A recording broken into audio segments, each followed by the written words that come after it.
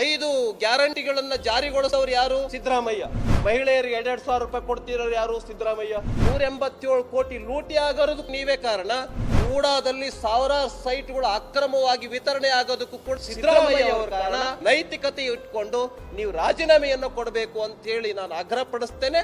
ನಾನು ಒಂದು ಮಾತನ್ನ ಹೇಳೋದಕ್ಕೆ ಬಯಸ್ತೇನೆ.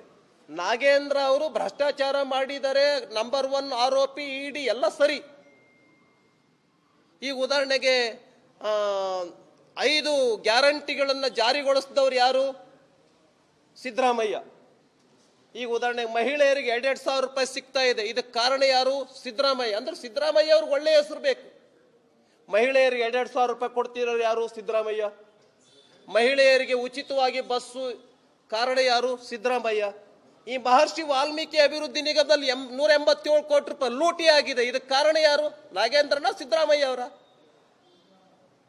ಹಾಗಾಗಿ ಸಿದ್ದರಾಮಯ್ಯ ಅವರೇ, 187 ಕೋಟಿ ಲೂಟಿ ಆಗಿರೋದಕ್ಕೂ ನೀವೇ ಕಾರಣ. 25,000 ಕೋಟಿ SC STಗಳ ಹಣ ಬೇರೆ ಬೇರೆ ಇಲಾಖೆಗಳಿಗೆ ವರ್ಗಾವಣೆ ಆಗಿರೋದಕ್ಕೂ ಕೂಡ ನೀವೇ ಕಾರಣ.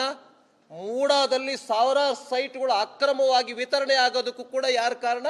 ಸಿದ್ದರಾಮಯ್ಯ ಅವರ ಕಾರಣ. ಹಾಗಾಗಿ ನೈತಿಕತೆ ಇಟ್ಕೊಂಡು ನೀವು ರಾಜೀನಾಮೆಯನ್ನು ಕೊಡಬೇಕು ಅಂತ ಹೇಳಿ ನಾನು ಆಗ್ರಹ ಪಡಿಸ್ತೇನೆ. ಈ SIT ಮೂಲಕ ಏನು ಮಹರ್ಷಿ ವಾಲ್ಮೀಕಿ ಅಭಿವೃದ್ಧಿ ನಿಗಮದಲ್ಲಿ ನಾಗೇಂದ್ರ ಅವರು ಬ್ರಹ್ಮಾಂಡ ಭ್ರಷ್ಟಾಚಾರ ಮಾಡಿಲ್ಲ ಅಂತ ಮುಚ್ಚಾಕೋದಕ್ಕೆ ಏನು ಪ್ರಯತ್ನ ಮಾಡಿದ್ರಿ, ಈ ಮೂಲಕ ನಾಗೇಂದ್ರ ಅವ್ರಿಗೆ ಕೆಟ್ಟ ಹೆಸರು ತರೋದಲ್ಲ, ಸಿದ್ದರಾಮಯ್ಯ ಅವರು ಬಚಾವಾಗ್ತಾ ಇದ್ದಾರೆ.